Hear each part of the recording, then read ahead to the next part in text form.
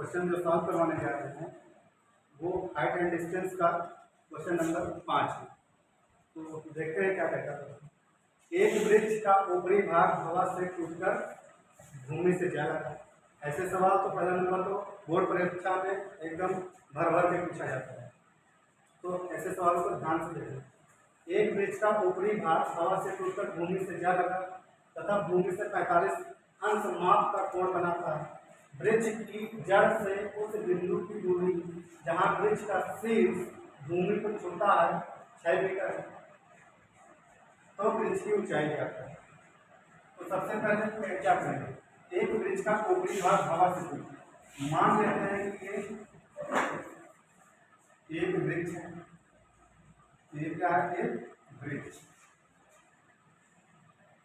ये एक वृक्ष है और इसका ऊपरी भाग मान लो कि ये पूरा यहाँ तक वृक्ष था और इसका ऊपरी भाग ये है, यहाँ से मान लो कि यहाँ से टूटने के बाद ये जाकर कहाँ लगा? ऐसे टूटा तो आगे ऐसे जमीन पे लग गया, मतलब यहाँ आकर के ये टूटा तो टूटने के बाद में ऐसे आकर के कहाँ लग गया? जमीन के यहाँ लग गया।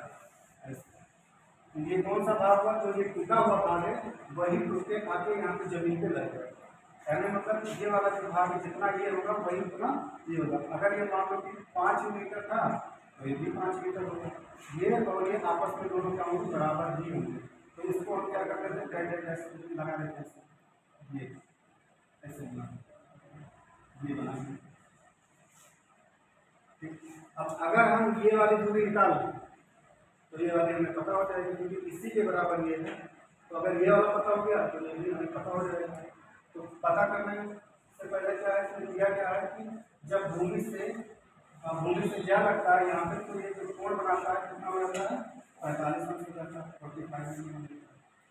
और जड़ से उस बिंदु की दूरी, जड़ ये है और जड़ से उस बिंदु की दूरी जहाँ वृक्ष का शीर्ष, अब वृक्ष का शीर्ष मतलब ये वाला आगे टूटी यहाँ पर लगा छूता 6 मीटर है और ये हो गया। और यहाँ ये पूरी दूरी यहाँ से लेके यहाँ तक कितना है? 6 मीटर है।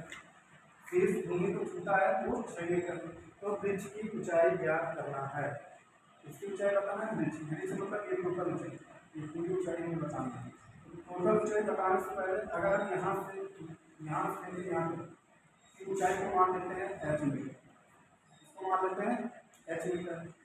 और इस वाले को यहाँ पे आके लगा है तो इसको अगर चाहे x मान लो या अपना मान लो, कोई दिक्कत नहीं। यहाँ से यहाँ तक की दूरी होगी वही यहाँ से यहाँ तक की दूरी, इसका नाम लिख देते हैं A, B और C और इसको भी एक पॉइंट नाम दे देते हैं। तो अगर हम यहाँ C से D, जो C से D होगा वही आपका C से B होगा। C से D और C से B बराबर होगा। अगर हम यहाँ से ये दूरी यहाँ से लेके दूरी को मान लेते हैं x मीटर, तो अगर ये x मीटर है तो ये भी x मीटर हो जाए। ठीक है, अब क्या करेंगे? ये तो आपका संपूर्ण त्रिभुज बन गया। ठीक है, अब यहाँ से देखो सबसे पहले कौन सा त्रिभुज लेंगे? त्रिभुज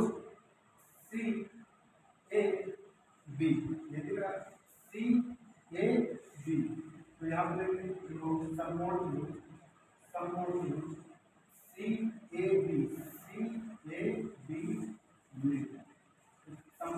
CAB में क्या होगा? ध्यान दीजिए, यहाँ पे हमें पता है आधार को हमें पता है। अब ये क्या है? लंब है और ये कर्ण है। अगर हम यहाँ पे लगा दें ये वाले में निकालना C भी लगा दें, मतलब लंब बटे कर्ण लगे, लंब बटे कर्ण। तो लंब बटे कर्ण क्या हो जाएगा? जो लंब बटे कर्ण होता है साइन थीटा। लंब बटे कर्ण क्या होता है? Sine theta. तो यहाँ पर लिखेंगे साइन थीटा बराबर लंब बटे कर्ण साइन थीटा बराबर देखो CA का हो चाहे AC, तो CA बटा CB और यहाँ पे साइन थीटा, थीटा का मान कितना दिया? 45। तो यहाँ पे हम लिखेंगे साइन यहाँ पे 45 बराबर यहाँ पे सी है तो सी ए मतलब एच मान लेंगे तो यहाँ पे एच की वैल्यू और सी बी को क्या मान लेंगे एक्स, तो यहाँ पे हो गया एक्स। अब साइन 45 अंश का मान कितना होता है रूट 1 बाई रूट 2 और बराबर एच बाई एक्स। यहाँ पे अगर क्रॉस मल्टीप्लाई करेंगे तो एक्स अपॉन एक्स और बराबर हो जाएगा एच रूट 2। इसको मान लेते हैं समीकरण नंबर ए, हो गया। अगर हमें किसी तरीके से एच का मान पता चल जाए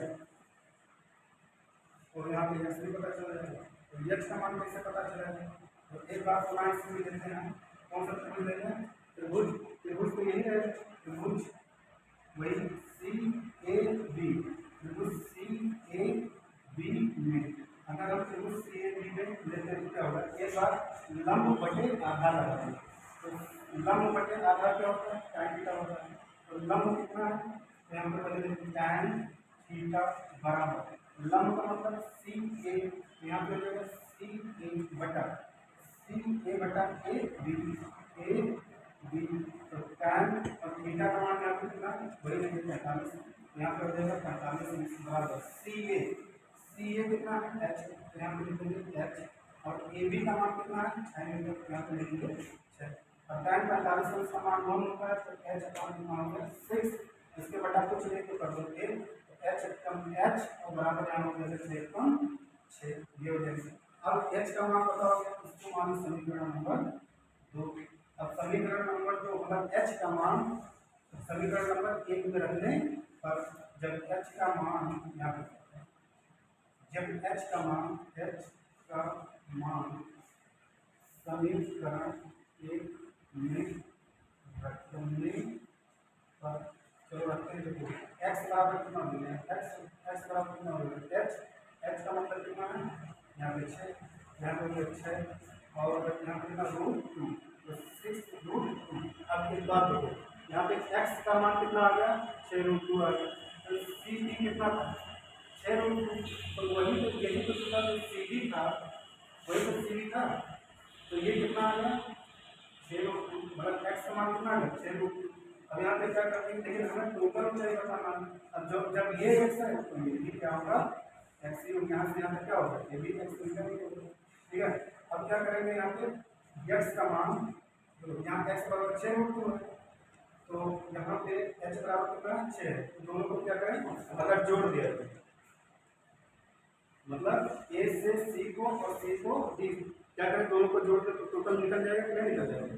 तो क्या करेंगे यहाँ पे लिखेंगे डी ए डी बराबर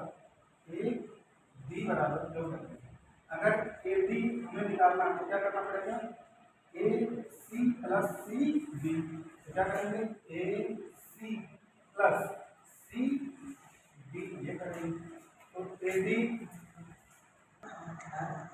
तो देखो बच्चों क्या हुआ कि ए डी बराबर ए सी प्लस सी डी। अगर हमें ए डी निकालना मतलब टोटल ब्रिज की ऊंचाई निकालना है तो क्या करना पड़ेगा हमें ए सी प्लस सी डी दोनों जोड़ दो, तो ए सी बराबर कितना है एक्स है और सी डी क्या है एक्स है, ठीक है। ए डी बराबर एच का मतलब कितना निकालते हैं 6, तो यहाँ पे लिखेंगे 6 प्लस एक्स का मान कितना आया था एक्स का गया एच √2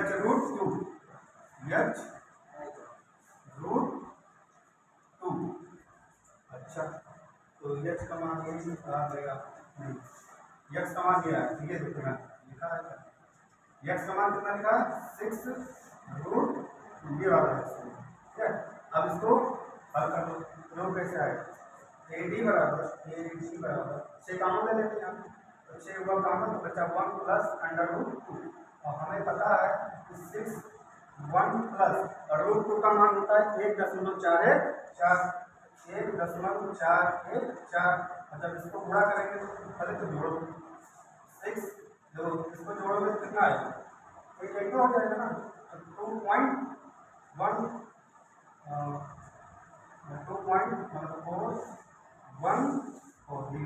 अब इसको बड़ा कर देखो 6 चौक 24 24 4 कैरी बचा दो 6 कब 6 तो 8 यहाँ हो गया 8 यहाँ पे कितना आ जाएगा 6 चौक 24 24 के यहाँ पर 6 दूनी 12, 12 और 13 14, कितना आ गया 14। यहाँ पे 14 और यहाँ पे लग जाएगा 3 अंक बाद दशमलव, ये आ गया आपका ए डी बराबर कितना आ गया 14.484। अब 3 अंक तक इक्वल या 2 अंक तक इक्वल कोई दिक्कत नहीं है, तो यहाँ पे क्या आ जाएगा ए डी बराबर 14.484, ये हो गया आपका मीटर। और ये भी ही आपका क्या था, ये वृक्ष की ऊंचाई टोटल थी। अतः यहाँ पे लिख दो, अतः वृक्ष की ऊंचाई कितना आ गया 14.484 मीटर। इतना लिख देना बढ़िया से। तो आई होप आप लोगों को अच्छे से समझ में आ गया होगा, और थोड़ा स्क्रीनशॉट लेना हो तो ले लो।